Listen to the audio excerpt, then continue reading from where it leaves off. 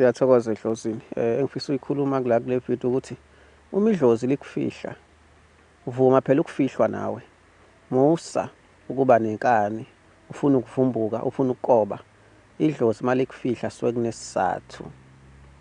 Ngiyabona.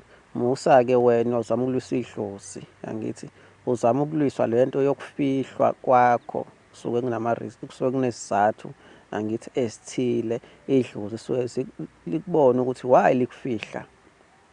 Angithi malifuna thula, ungaphenduli. Angithi mafuna ungakhulumi kakhulu. Mafuna ube isilima, ivumela ukuba isilima.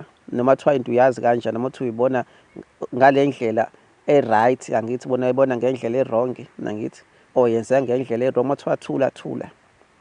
Angithi ngeke idlozi likufihle kanti likwenza isilima.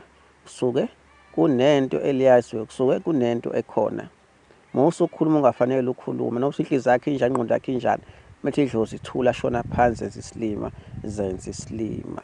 Ilana-ke ufunda khona-ke kakhulu kunakuqala, angithi ilana-ke futhi-ke angithi ekuvela kahle izitha zakho ngoba zona zisebenzisa ukwazi, ziyazigqamisa, wena usebenzisa ubulima, angithi la lokuhambisa khona futhi idlozi lakho usuyovuma ukuthi uphakame-ke futhi-ke uvele, angithi kodwa sowubonile, ubona kahle uma uphansi, awuboni kahle uma uphezulu, ubona kahle uma uphansi esimeni sedlozi, angithi uthi uphakama-ke ube sowubonile.